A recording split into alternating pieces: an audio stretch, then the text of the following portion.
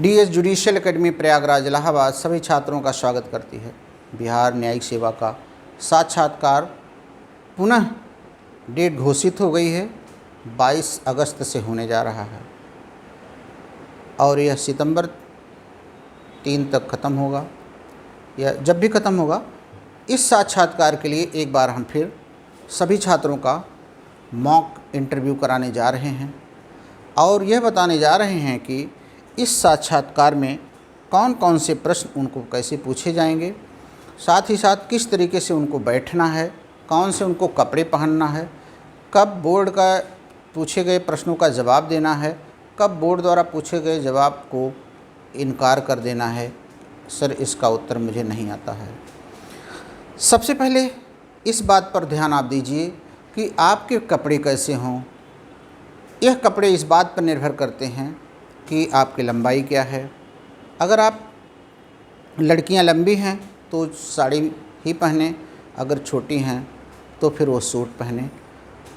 हल्के कलर का कपड़ा और गहने बिल्कुल ही नाम मात्र के हों।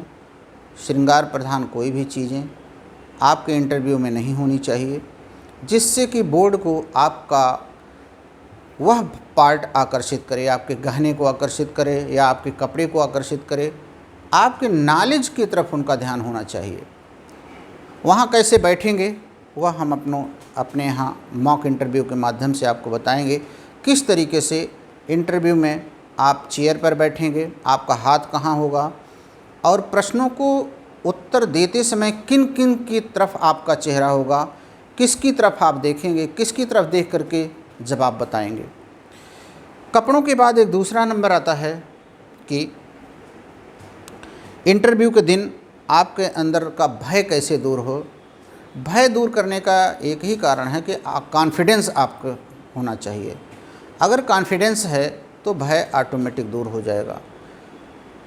ऐसी कोई प्रिजम्पशन नहीं की जा सकती है कि इंटरव्यू देने वाले सारे छात्रों को सब कुछ आ रहा हो, लेकिन जो भी कुछ आ रहा हो बिल्कुल सही आ रहा हो और किसी प्रकार का उसी में किंतु परंतु लेकिन ना हो। अर्थात जो भी आपके पास जवाब आ रहा हो उस जवाब को देते समय इस बात का ध्यान रखिए कि कंप्लीट जवाब दीजिए। आधा जवाब दे करके बिल्कुल मत छोड़िए। बोर्ड के साथ रिक्वेस्ट फॉर्म में सारे जवाब आपके होने चाहिए। रिक्वेस्ट फॉर्म में उनसे कहिए कि हम इन प्रश्नों का सही तरीके से सुन नहीं पाए हैं, कृपया हमें दोबारा इन प्रश्नों को बता दिया जाए। यह नहीं दोबारा आप प्रश्न हमसे पूछिए, दोबारा हम आपको बताएंगे। रिक्वेस्ट फॉर्म में आप दोबारा उनसे प्रश्न पूछ सकते हैं अगर आपको सुनने में कोई भूल हुई हो। आपके हाथ दोनों पैरों के पास होने चाहिए, दोनों हाथ दोनों पैरों के ऊपर होने चाहिए। हाथों में किसी प्रकार का कोई ब्रेसलेट या कोई बहुत सारी अंगूठियाँ नहीं होनी चाहिए। कपड़े आपके सामान्य होने चाहिए। ये नहीं कि कोई पंडित जी बता दिए हों तोता कलर या लाल कलर, तो इस तरीके के कपड़े बिल्कुल आप पहन करके नया कोई चीज़ मत आजमाइएगा। बिहार इंटरव्यू में एक विशेषता और है कि वहाँ फेल करते हैं, चाहे उनकी कमी कहिए चाहे विशेषता कहिए, तो उनके फेल करने पर आप बिल्कुल दिमाग मत लगाइएगा। उनके पास करने पर ही आप पूरी बात करिएगा। जो भी प्रश्न वो पूछेंगे आपसे, जिस प्रश्नों पे आपके व्यू देखना चाहेंगे, तो बिहार सरकार के विपरीत कोई बात मत बोलिएगा। अगर सरकार की कोई बुराई की तरफ ध्यान दिलाते हैं कि बिहार की सारी सड़कें इतनी ख़राब हैं, इस पर आपका क्या विचार है, या लोक सेवा आयोग इतना देर में इंटरव्यू करा रहा है, इस पर क्या विचार है, सब में आप सरकार का सपोर्ट करिएगा, क्योंकि सारे बोर्ड वाले जो बैठे हैं वह सरकार के आदमी हैं। ऐसी कोई बात ना आवे जिससे आपके विपरीत वो लोग उपधारा बनावें। भ्रष्टाचार पे जब विचार पूछेंगे उस पर भी बहुत समझ बूझ कर उत्तर दीजिएगा। चारों तरफ मत बोलिएगा चारों तरफ भ्रष्टाचार है, तो सामने बैठे हैं वो भी उसमें आ जाएंगे। इसलिए इन प्रश्नों पर भी बहुत समझदारी से उत्तर दीजिएगा। व्यू पूछे गए प्रश्नों पर, जिस पर व्यू पूछेंगे आपके विचार आपका क्या है, इस पर उन पर ला के आधार पर ही कोई व्यू अपना दीजिएगा। अगर नहीं आ रहा हो तो बिल्कुल शांत रहिएगा। जैसे भ्रष्टाचार के मामलों में अगर सरकार अनुमति नहीं देती है कार्यवाही चलाने के लिए, तो क्या न्यायपालिका कार्यवाही नहीं चला सकती है? ये किस केस में डिसाइड किया गया कि 2 महीने के अंदर आप अगर अनुमति नहीं देते हैं तो हम कार्यवाही चलाएंगे? आ रहा हो तो बताइए, नहीं आ रहा हो तो बिल्कुल अपने प्रश्नों का उत्तर देने से मना कर दीजिए। बिहार जुडिशरी में कुल 22-25 सब्जेक्ट हैं। वो सारे सब्जेक्ट से आपसे प्रश्न पूछ सकते हैं, लेकिन प्रश्न उनके बहुत साधारण रहेंगे। ध्यान दीजिएगा, साधारण प्रश्नों का उत्तर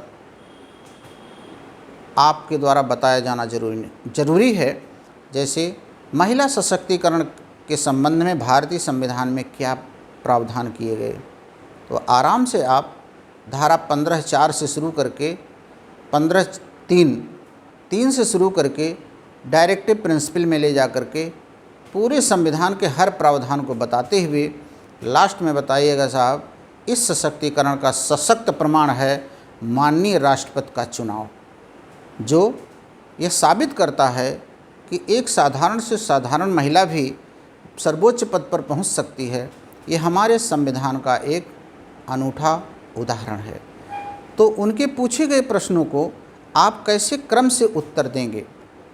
महिलाओं को सशक्त करने के बारे में, बच्चों को सुरक्षित रखने के बारे में कौन कौन से कानून बनाए गए हैं, और बार बार आईपीसी में नए नए कानून, सीआरपीसी में नई नई धाराएं जोड़ी जा रही हैं, ये कब तक होगा? कहीं तो अंत होगा।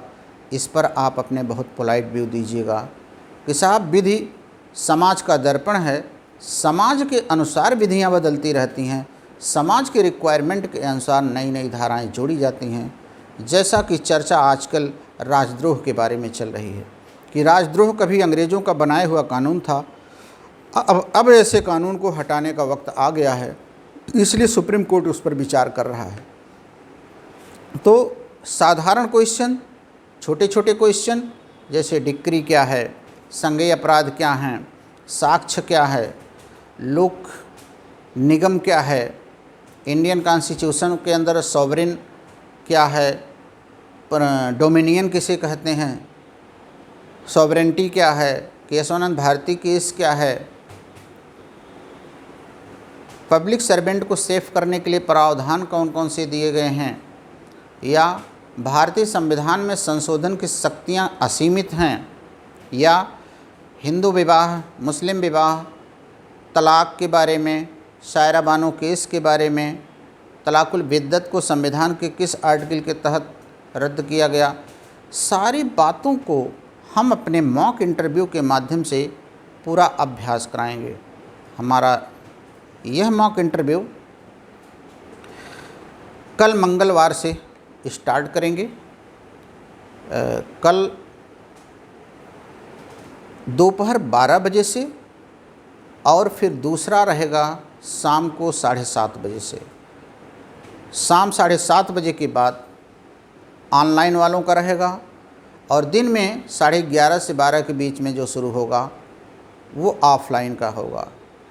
इस इंटरव्यू, मॉक इंटरव्यू के माध्यम से हम आपको विभिन्न प्रश्नों पर आपके दिए गए उत्तरों की कमियों को दूर कराने का प्रयास करेंगे, और फिर नई नई चीज़ों का भी हम आपको ज्ञान कराएंगे कि किस तरफ बोर्ड आपको ले जा सकता है। Law of tart, law of contract पर आपको विशेष ध्यान देना है। जो विषय आपने अपने थ्योरी में रखे हुए हैं, उन विषयों पर एक अच्छी पकड़ आपके पास होना चाहिए। जैसे छोटा सा सवाल है, वाइड और वाइडेबल कॉन्ट्रैक्ट, वाइड और वाइडेबल मैरिज, ये क्या हैं? लीगल और इलीगल, लीगल और इर्रेगुलर, इनके बीच का अंतर क्या है? लॉ ऑफ टार्ट में damnum sine injuria, injuria sine damnum, contributory negligence, innuendo, public nuisance, private nuisance, assault, battery, इन सारे प्रश्नों पर आपकी एक अच्छी पकड़ होनी चाहिए। Negligence, remoteness of damage, res ipsa loquitur, conversion, ये सारे सवाल आपको याद होने चाहिए। Privity of contract, contract act में माइनर कॉन्ट्रैक्ट का नेचर क्या है, इंडेमनिटी एंड गारंटी की संविदा क्या है, कंपनसेशन कब मिलना चाहिए, सब बातों पर आपका एक संक्षिप्त सारगर्भित उत्तर होना चाहिए।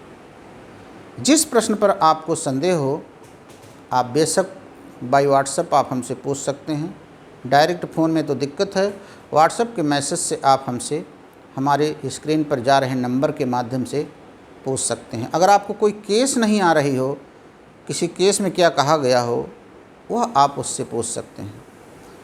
आपका इंटरव्यू मॉक इंटरव्यू हम मंगलवार दोपहर 11:30 बजे के बाद कराएंगे और रात में 7:30 बजे के बाद ऑनलाइन इंटरव्यू कराएंगे। अभी तक 35 बच्चों का जो नामांकन हुआ है उनका इंटरव्यू तो चालू ही होगा। अगर नए बच्चे कोई जुड़ना चाहें तो आप फ़ोन के माध्यम से संपर्क करके अपना मॉक इंटरव्यू का जो समुचित शुल्क मॉक इंटरव्यू का है वो जमा करके आप शामिल हो सकते हैं।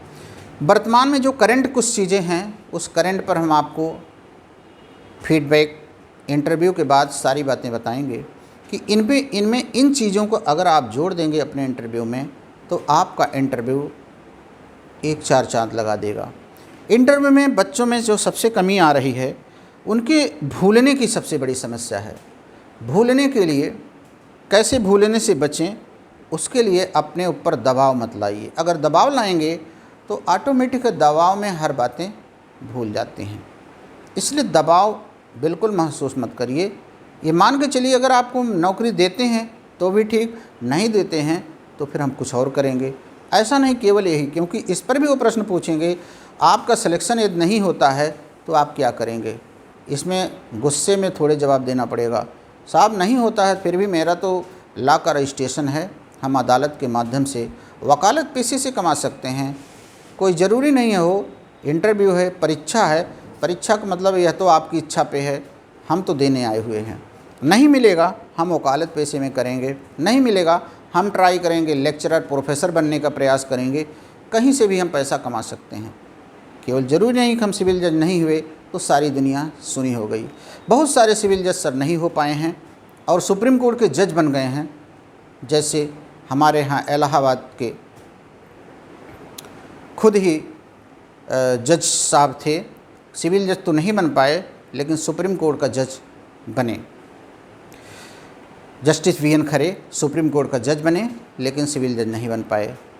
जस्टिस सुशील पीसीएस जे नहीं बन पाए, सुप्रीम कोर्ट का जज हो गए।